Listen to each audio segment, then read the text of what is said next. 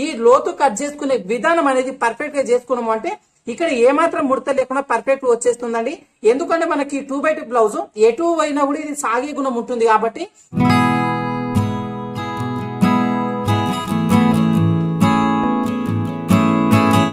Hi friends, welcome to Veda tailors. ఈ రోజు వీడియోలో హ్యాండ్స్ కటింగ్ సంబంధించి కొన్ని టిప్స్ అయితే చూపిస్తానండి. ఏంటంటే మనం హ్యాండ్స్ కట్ చేసుకునేటప్పుడు బాగానే కట్ చేసుకుంటాం. మొత్తం స్టిచ్ చేసిన తర్వాత ఈ భుజం దగ్గర చిన్నగా ఉబ్బెత్తు రావడం గానీ, లేదు అంటే ఈ ఫ్రంట్ పార్ట్ లో వెనకాల భాగంలో సన్నగా ముడతలు వచ్చే ఛాన్సెస్ అయితే చాలా వరకు ఉంటాయి. కొత్తగా నేర్చుకునే వాళ్ళు చేసే చిన్న చిన్న మిస్టేక్స్ వల్ల ఈ ప్రాబ్లమ్స్ అనేది వస్తూ ఉంటాయండి. అయితే మనకి ఏంటంటే ఇక్కడ లైనింగ్ బ్లౌజ్ తో పాటుగా 2x2 బ్లౌజ్ కటింగ్ లో కూడా జాగ్రత్తలు తీసుకోవాలి. ఏంటంటే 2x2 బ్లౌజ్ సింగిల్ లేయర్ లో ఉంటుంది.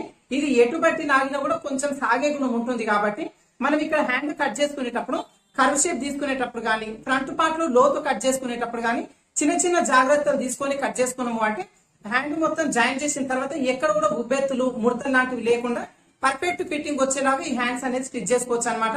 అయితే కొత్తగా నేర్చుకునే వాళ్ళకి ఇక్కడ లైనింగ్ బ్లౌజ్ అయినా 2x2 బ్లౌజ్ అయినా కూడా ఎలాంటి టిప్స్ పాటించుకొని హ్యాండ్స్ కట్ చేసుకుంటే ఎక్కడ కూడా ముడతలు రాకుండా పర్ఫెక్ట్ వస్తుంది అనేది ఈ రోజు వీడియోలో మీకు క్లియర్ గా చూపిస్తానండి. అయితే వీడియో స్టార్ట్ చేసే ముందు మీరు మన ఛానల్ ని ఇప్పుడే ఫస్ట్ టైం చూస్తున్నట్లయితే మన వేదా టైలర్ ఛానల్ ని సబ్స్క్రైబ్ చేసుకోండి. వీడియో నచ్చిందంటే లైక్ చేయండి, అలాగే మీకు తెలిసిన ఫ్రెండ్స్ కి ఫార్వర్డ్ చేయండి. ఇప్పుడైతే మనం చాలా ఈజీగా ఎక్కడ కూడా ముడత లేకుండా ఈ హ్యాండ్స్ ఏ విధంగా కట్ చేసుకోవాలి అనేది చూద్దాం. చూడండి ఫ్రెండ్స్, మనకి ఇక్కడ హ్యాండ్స్ కట్ చేసుకునేటప్పుడు ఆల్రెడీ ఇదిగోండి క్లాత్ వచ్చేసి ఫోల్డింగ్ లో ఉంది కదా. ఈ ఫోల్డింగ్ లో ఉన్న క్లాత్ ని ఇంకొక ఫోల్డింగ్ చేసేసుకోవాలి. మనకి ఇక్కడ రెండు హ్యాండ్స్ కూడా ఒకేసారి కట్ చేసుకోవచ్చు. ఓకేనా? ఈ విధంగా ఫోల్డింగ్ చేసుకున్న తర్వాత మనకు కింద హెచ్చు తగ్గులు ఏమైనా ఉంటే ఒక లైన్ డ్రా చేసుకుందాం. ఈ విధంగా లైన్ డ్రా చేసుకున్న తర్వాత ఇప్పుడు మనకి ఇక్కడ హ్యాండ్ పొడవు కోసం మార్కింగ్ చేసుకోవాలి. అయితే హ్యాండ్ పొడవు మార్కింగ్ చేసుకునే కంటే ముందు ఇది 2x2 బ్లౌజ్ కాబట్టి కింద వైపున మనం హెమ్మింగ్ చేసుకోవాలి. హెమ్మింగ్ చేసుకోవడం కోసం ఈ కింది వైపు నుంచి 1 లేదా 1.5 ఇంచు ఉండేలాగా ఒక మార్కింగ్ చేసుకొని ఇక్కడ ఒక లైన్ డ్రా చేసుకోవాలి. ఈ విధంగా లైన్ డ్రా చేసుకున్న తర్వాత ఇప్పుడు ఇక్కడ హ్యాండ్ పొడవు కోసం మార్కింగ్ చేసుకోవాలి. అయితే ఇప్పుడు నేను తీసుకుంటున్న వీళ్ళకి హ్యాండ్ పొడవు వచ్చేసి 6 ఇంచులు. అయితే ఈ 6 ఇంచులకి ఆల్రెడీ కింది వైపున హెమ్మింగ్ కోసం తీసుకున్నాం కాబట్టి పై వైపున జస్ట్ జాయింటింగ్ కోసం 1/2 ఇంచ్ ఎక్స్ట్రా తీసుకుంటే సరిపోతుంది. 6.5 ఇంచులు వచ్చేసి ఇదిగోండి ఈ మార్కింగ్ దగ్గర పెట్టేసుకొని ఇక్కడ లైన్ డ్రా చేసుకోవాలి. ఇది మార్కింగ్ ఇంకొక దగ్గర చేసేసుకొని ఇక్కడ ఒక లైన్ డ్రా చేసుకోవాలి. ఈ విధంగా లైన్ డ్రా చేసుకున్న తర్వాత ఇప్పుడు హ్యాండ్ డౌన్ మార్కింగ్ చేసుకోవాలి. అయితే హ్యాండ్ డౌన్ మార్కింగ్ చేసుకోవడం కోసం ఇప్పుడు మనం తీసుకున్న బ్లౌజ్ వచ్చేసి నడుము లూజు 32 ఇంచులు, అంటే పెద్ద సైజు బ్లౌజ్ కాబట్టి ఈ పెద్ద సైజు ఉన్న వాళ్ళకి హ్యాండ్ డౌన్ పై నుంచి 3.5 ఇంచులు ఉండేలాగా మార్కింగ్ చేసేసుకోవాలి. ఓకేనా? ఈ విధంగా మార్కింగ్ చేసుకొని ఇక్కడ ఒక లైన్ డ్రా చేసుకుందాం. ఈ విధంగా లైన్ డ్రా చేసుకున్న తర్వాత ఇప్పుడు మనకి ఇక్కడ హ్యాండ్ కర్వ్ షేప్ తీసుకోవాలి. అయితే ఈ హ్యాండ్ కర్వ్ షేప్ చేసుకోవడం మనకి ఇక్కడ 2 విధాలుగా చేసుకోవచ్చు అండి. ఒకటి వచ్చేసి మనకు చంకరౌండ్ ప్రకారంగా మార్కింగ్ చేసేసుకోవచ్చు, లేదు అంటే నడుము లూజు ప్రకారంగా మార్కింగ్ చేసేసుకోవచ్చు. ఓకేనా? ఇప్పుడు మనం తీసుకున్న నడుము లూజు ఎంత? 32. ఈ 32 ఇంచులో 4వ భాగం తీసేసుకోవాలి. అంటే మనకి ఎంత అవుతుంది? ఇక్కడ 8 ఇంచులు అవుతుంది. ఓకేనా? ఈ 8 ఇంచులు వచ్చేసి మనం మార్కింగ్ చేసుకోవాలి ఇక్కడ. అయితే ఇదిగోండి పైన లైన్ దగ్గర ఈ టేప్ 8 ఇంచులు ఎక్కడుంది చూసుకొని ఇదిగోండి కరెక్ట్ గా ఈ లైన్ దగ్గర ఈ విధంగా పెట్టేసుకోవాలి. తర్వాత ఈ టేప్ ఎడ్జ్ వచ్చేసి ఈ కింది వైపున అంటే హ్యాండ్ డౌన్ మార్కింగ్ దగ్గర ఈ విధంగా పెట్టేసుకొని ఎక్కడ వరకు ఎండ్ వస్తుంది చూసుకొని ఇక్కడ మార్కింగ్ చేసేసుకోవాలి. ఓకేనా? ఈ విధంగా మనం నడుము లూజ్ లో 4వ భాగాన్ని యూజ్ చేసుకొని మనకి ఇక్కడ హ్యాండ్ కర్వ్ షేప్ తీసుకోవడం కోసం మార్కింగ్ చేసుకోవచ్చు. ఒకవేళ మీరు చంకరౌండే తీసుకున్నట్లయితే చంకరౌండ్ లో 2వ భాగం తీసేసుకోవాలి. ఓకేనా? ఇప్పుడు నేను తీసుకున్న వీళ్ళ చంకరౌండ్ వచ్చేసి 16 ఇంచులు. ఓకేనా? ఈ 16 ఇంచులు మనం 2వ భాగం తీసేసుకోవాలి. అంటే మనకి ఎంత అవుతుంది? ఇక్కడ 8 ఇంచులు అవుతుంది. ఓకేనా? ఈ విధంగా తీసుకున్నప్పుడు ఇదిగోండి పై నుంచి 8 ఇంచులు అనేది టేప్ ఈ విధంగా పెట్టేసుకొని టేప్ ఎడ్జ్ వచ్చేసి ఎక్కడి వరకు వస్తుంది చూసుకొని ఇక్కడ మార్కింగ్ చేసుకోవాలి. అయితే ఇక్కడ మనకు నడుము లూజు ప్రకారంగా తీసుకున్నప్పుడు నార్మల్ గా 8 ఇంచులు వచ్చేసి పెట్టేసుకోవచ్చు. అయితే చంకరౌండ్ ప్రకారంగా తీసుకున్నప్పుడు మాత్రం వచ్చిన మెజర్మెంట్ కంటే ఒక 1/2 ఇంచు లోపల వైపున మార్కింగ్ చేసేసుకోవాలి. ఓకేనా? మనకేంటంటే 2x2 బ్లౌజ్ కాబట్టి ఇది కొంచెం మనకేంటంటే సాగే గుణం ఉంటుంది ఈ క్లాత్ కి. అందుకోసం మనకి ఇక్కడ ఒక 1/2 ఇంచు తగ్గించుకొని మనకి హ్యాండ్ కర్వ్ షేప్ తీసుకోవడం వల్ల బ్లౌజ్ మొత్తం స్టిచ్ చేసిన తర్వాత ఎక్కడ కూడా సాగకుండా పర్ఫెక్ట్ ఫిట్టింగ్ వచ్చేస్తుంది. ఓకేనా? ఇప్పుడు ఇదిగోండి ఈ విధంగా మార్కింగ్ చేసుకున్న తర్వాత ఇప్పుడు మనకి ఇక్కడ హ్యాండ్ లూజ్ మార్కింగ్ చేసుకోవాలి. అయితే వీళ్ళకు హ్యాండ్ లూజ్ వచ్చేసి ఇక్కడ 12 ఇంచులు. 12 ఇంచులో క్లాత్ ఫోల్డింగ్ మీద ఉంది కదా, సగాన్ని మార్కింగ్ చేసుకోవాలి 6 ఇంచులు. ఓకేనా? ఈ 6 ఇంచులు వచ్చేసి ఇదిగోండి కింద ఈ విధంగా స్ట్రేట్ గా మార్కింగ్ చేసుకోవాలి. తర్వాత ఇక్కడ నుంచి ఇక్కడ వరకు లైన్ డ్రా చేసుకోవాలి. ఓకేనా? ఈ విధంగా లైన్ డ్రా చేసుకున్న తర్వాత ఇప్పుడు ఖర్చు కోసం ఒక 2 ఇంచులు ఎక్స్ట్రా తీసేసుకోవాలి. అయితే మనకి ఇక్కడ చిన్న క్లాత్ తగ్గింది కదా, ఇది స్టిచ్ చేసుకునేటప్పుడు ఈ చిన్న ముక్కను జాయింటింగ్ చేసేసుకోవచ్చు. ఈ విధంగా మార్కింగ్ చేసుకున్న తర్వాత ఇప్పుడు హ్యాండ్ కర్వ్ షేప్ తీసుకోవాలి. హ్యాండ్ కర్వ్ షేప్ తీసుకోవడం కోసం ఇక్కడ కూడా మనం రెండు విధాలుగా మార్కింగ్ చేసుకోవచ్చు. ఓకేనా, ఒకటి వచ్చేసి ఇదిగోండి ఫస్ట్ ఈ స్టార్టింగ్ దగ్గర నుంచి 1 ఇంచ్ వచ్చేలాగా ఒక మార్కింగ్ చేసుకొని ఈ మార్కింగ్ దగ్గర నుంచి ఈ చంక మార్కింగ్ వరకు ఇదిగోండి ఈ విధంగా చిన్న చిన్నగా డౌన్ చేసుకుంటూ ఈ మార్కింగ్ వరకు కలిపేసుకోవచ్చు. అయితే కొత్తగా నేర్చుకున్న వాళ్ళకి ఏంటంటే ఒకేసారి ఇక్కడ నుంచి డౌన్ చేసుకోవడం చాలా ఇబ్బంది ఉంటది.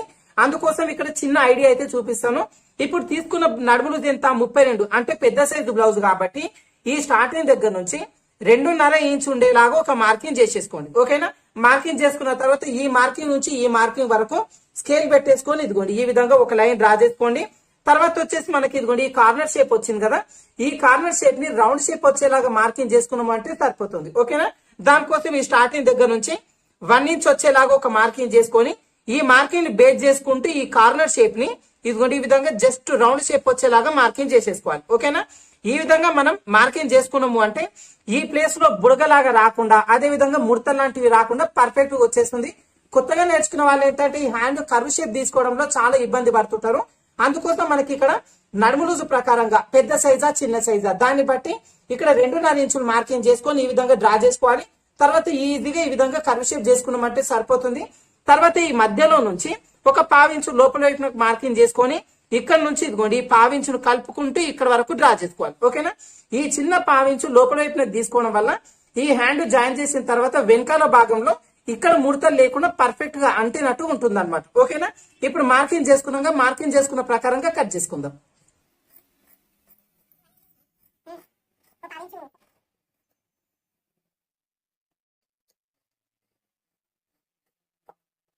ఇదిగోండి ఇక్కడ వరకు కట్ చేసుకున్న తర్వాత ఇప్పుడు ఈ తలపైన చిన్న ఘాటు పెట్టేసుకోవాలి. అదే విధంగా ఖర్చు కోసం తీసుకున్న ఈ 2 ఇంచుల దగ్గర కూడా చిన్న ఘాటు పెట్టేసుకోవాలి. ఓకేనా, ఈ విధంగా ఘాట్లు పెట్టుకున్న తర్వాత ఇప్పుడు ఈ హ్యాండ్ పీస్ ని ఓపెన్ చేసేసుకోవాలి. ఓకేనా, చాలా మంది ఏంటంటే ఓపెన్ చేసుకోకుండా ఫ్రంట్ పార్ట్ లోతు మార్కింగ్ చేసుకొని కట్ చేసుకుంటారు. పొరపాటును కొత్తగా నేర్చుకున్న వాళ్ళకి ఏంటంటే కన్ఫ్యూజన్ లో రెండు వైపులో కూడా లోతు అనేది కట్ చేస్తారు. అందుకోసం హ్యాండ్ పీస్ ని ఓపెన్ చేసుకున్న తర్వాత మనం లోతు కోసం మార్కింగ్ చేసుకుందాం. ఓకేనా, దానికోసం ఇదిగోండి మధ్యలో మార్కింగ్ దగ్గర నుంచి 1 ఇంచ్ వచ్చేలాగా మార్కింగ్ చేసేసుకున్నాం కదా, ఈ మార్కింగ్ దగ్గర నుంచి ఖర్చు మార్కింగ్ ఉంది కదా ఇక్కడ వరకు ఇదిగోండి కరెక్ట్ గా ఈ విధంగా ఫోల్డింగ్ చేసేసుకోవాలి. ఈ ఖర్చు ఘాటు అదే విధంగా 1 ఇంచు ఒకే దగ్గరకు వచ్చేలాగా పెట్టుకున్నప్పుడు మనకి ఇదిగోండి ఇక్కడ మడతలాగా వచ్చింది కదా, ఈ మడత వచ్చిన దగ్గర ఈ విధంగా మార్కింగ్ అనేది చేసేసుకోవాలి.